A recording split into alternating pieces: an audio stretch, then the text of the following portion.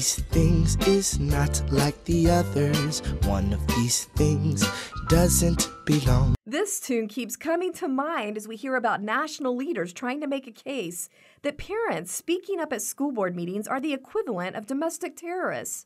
Today, we're going to take a deeper look at what lies beneath that trend when it comes to the erosion of parental authority in the U.S. and our own state.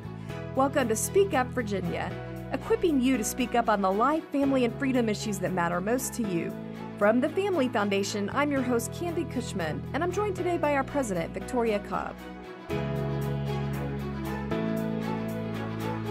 All right, well, before we dive in, I just need to get something off my mind here. Let's just say it's one of those irrational fears about things you just can't control in life. All right, is anybody else freaked out by the fact that NASA is experimenting with asteroids, with changing the direction of asteroids? Well, when I think about it, I just think, well, somehow we've existed this long and haven't been hit by an asteroid. So I have a hard time thinking. Sometimes I wonder if we outsmart ourselves. Like, now we know how to do this, so let's go up and, try to mess with space. I don't know. For me, I guess I'm just a little more like live and let live, and I would imagine that God has this. Yeah, I think a lot of people in the scientific world might look down their noses at that and think that we're ignorant for saying that. But I'm sorry, we've had asteroids coming at us, haven't we, for hundreds, thousands of years. And now we think we need to get in there and intervene. And it just seems like one of those human experiences or experiments that could just go horribly wrong. I mean, we still can't redirect a hurricane or a tornado, and they're a little closer in my mind. Let's start with that. I just feel like maybe we should tackle simpler things. I mean, by all means, I'm fascinated by space. I have to. My sister she always wanted to go to space camp, wanted to be an astronaut. Like, it is fascinating, but it just seems a little odd. Honestly, I've been intrigued in the news lately that we're now joyriding to space. I mean, literally, we're going up for the heck of it apparently now, just to kind of get the experience. And we're sending celebrities. I'm sure you saw William Shatner went up, and he's 90 years old. I mean, it is kind of like a capstone life experience, but also he took criticism. They're taking criticism for, like, this is how you waste your time or spend your money or whatever it is. And then I think about who's criticizing, and I think, come on, like, the parties that are out in Hollywood are, like, a great use of time and money. I mean, it's just, the whole thing is a little weird. Instead of Muppets in space, it's billionaires in space.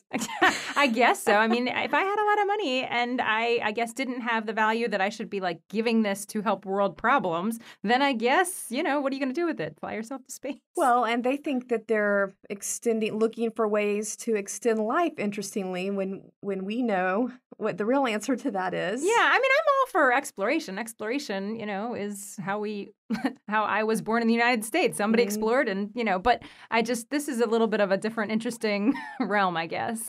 Well, as we get into more serious topics for today, I do need to give a quick heads up to parents once again that we are going to be dealing with some very serious issues that you might not want little ears to hear.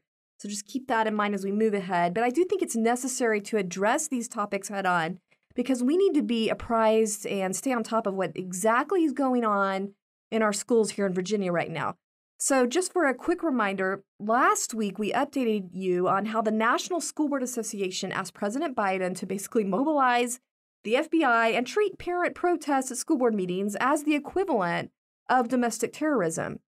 Now, we predicted last week when we were talking about this that all these vague descriptions of violence and so-called heinous actions that the association was citing as the whole need for this drastic action, it actually didn't have a lot of facts behind these claims of violence, or maybe it wasn't all what it was cracked up to be. Well, as it turns out, we have gotten some big news in the last few days that does confirm our predictions.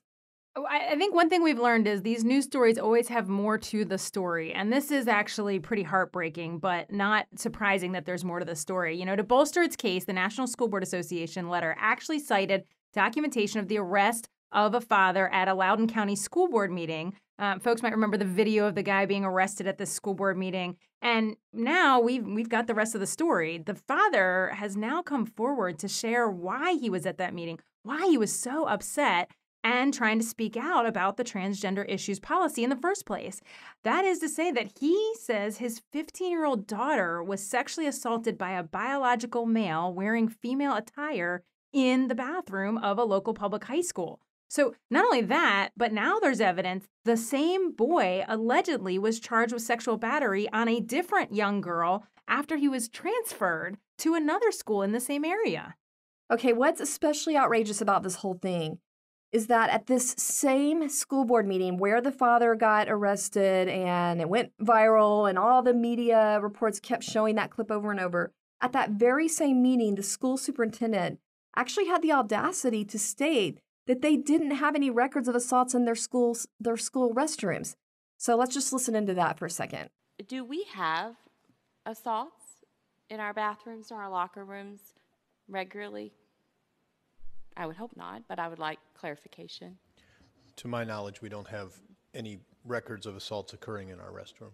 So what you heard there is a liberal school board member, Beth Bartz, trying to insinuate that parents had no real reasons for safety concerns about letting biological boys into female private areas like in a locker room or a bathroom. So you hear her asking the superintendent if there are any records of assault, and he clearly says no. The most damning thing I think about that statement, is that it was just maybe 2 weeks before that we now know the police had been notified by school officials about this possible assault.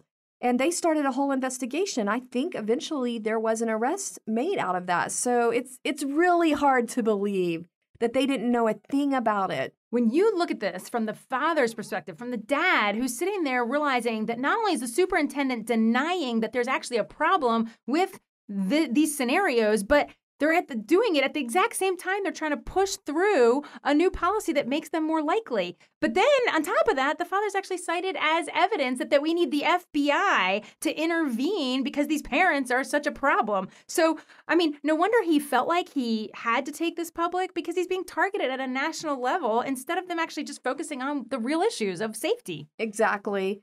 And I agree, it is heartbreaking when you think about the impact. I mean, these are real people involved in all this, on all sides of this. These are young kids that are obviously dealing with just serious issues. It's causing a lot of heartbreak. You think about these actual young girls involved.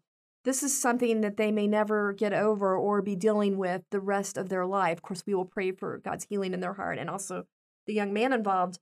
But at least him coming forward, the dad coming forward, does make it harder for schools to hide behind this whole pretension that these concerns are just a scare tactic used by bullying parents. I mean, I cannot count how many times, Victoria, that we've gone to these school board meetings where they're debating this transgender issues policy, forcing this policy in that's going to take away privacy areas and advocate transgenderism throughout the whole school to even young kids. We've been at these school board meetings multiple times when the argument that you hear over and over is what you are saying is hypothetical. There's no evidence of any of these violations or safety concerns. This does not happen.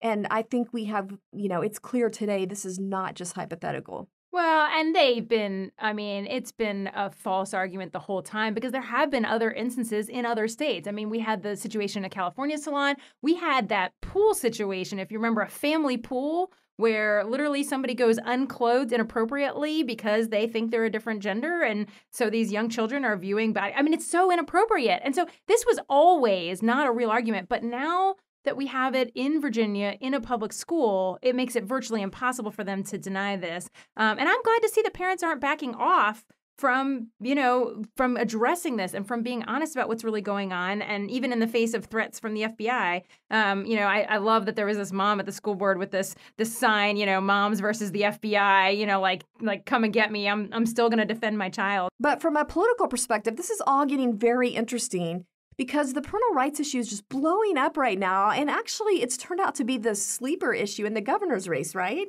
Yeah, it's actually fascinating to watch, because both sides are digging in their heels on this. The Democrat candidate, former Governor Terry McAuliffe, came out with this yet another statement. So he made one in a debate, then he comes out with another statement basically reiterating that he feels like parents ought to back off and let the experts, and I'm air quoting for people who can't see, experts handle things in schools when it comes to curriculum. And the Republican candidate, Glenn Youngkin, has started a whole campaign around the idea that parents matter. There's actually Parents for Youngkin signs in people's yards right now. And it looks like this race is neck and neck, even though McAuliffe was expected to have more name recognition, and it's not, people don't expect it to be as tight. It's a pretty tight race around this issue, especially. I definitely think this issue has tightened up that race, but it's important to take a step back and look at the bigger problem behind all these news headlines, these political races. And this is all a symptom of a much deeper problem that we've been dealing with for a while. and that is the steady erosion of parental rights in our nation and also here in our Commonwealth. Victoria, I really want to hear your perspective on this from, what you've witnessed with your work here in Virginia. Yeah, this is not a new battle by any stretch. This has been around since probably the beginning of time, since kids went to school. But I will tell you, in Virginia, we've had every issue under the sun, and especially lately where experts are trying to tell parents to back off. In fact, one example I think of is where children who have same-sex attraction that's unwanted and parents who want to help with that, parents can't even take their kid to a counselor anymore because you're not allowed to get help. That's considered banned. And so parents can't even step in and help their kid. In schools, we've had to fight when a kid shows up at a guidance counselor and they actually have a risky behavior. We've had to fight to say that guidance counselor has to cue in the parent. And then, of course, we have these transgender guidelines that are designed. The model guidelines literally have deception of parents built into them and telling schools we don't need parents involved in these situations. It's concerning. Yeah, telling schools actually how to hide things from parents, how to actually say one thing in front of the parent and another thing with the kids at school. The good news is I will say some Wisconsin parents sued over a very similar policy that also was instructing school officials to basically keep secrets from parents. And so far they have won an injunction where that whole policy was halted.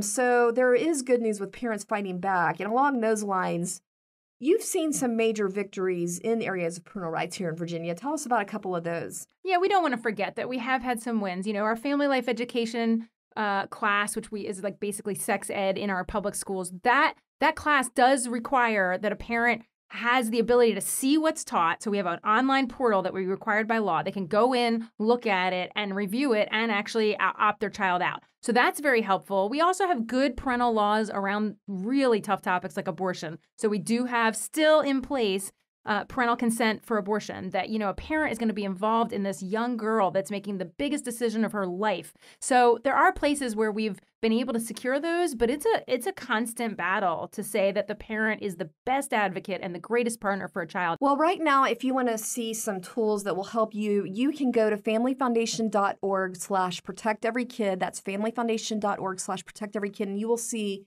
a school incident form where you can report things that are happening to your student or you as a parent where you feel like your family's rights are being disrespected or even violated. So definitely check that out. Share that with other parents. And then there's also an opt-out form on there you can download when it comes to some of these controversial topics, or I should say a notice that you want your child to be opted out of these topics. So check those resources out.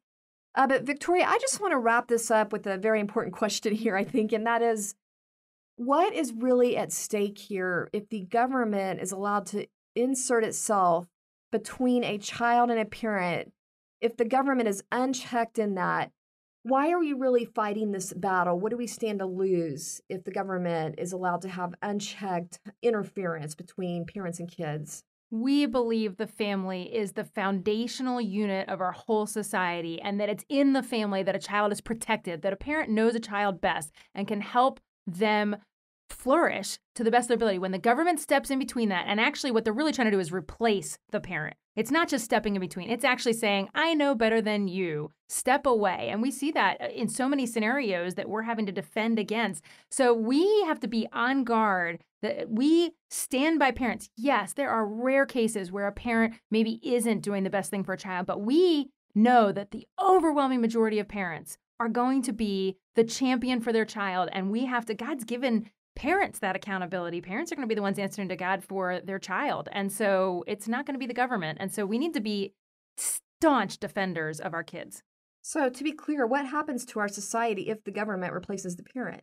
Well, we end up with fierce individualism, and these building blocks aren't there. And so these kids are vulnerable to a absolute utter nanny state. So this is the bottom basic part of socialism and Marxism, and that's you've got to break down the family to get those kind of government structures that we know end in actual genocide.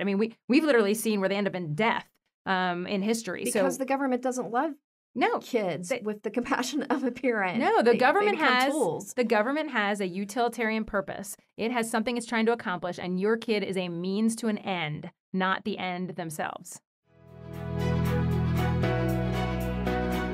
Well, it's that time again.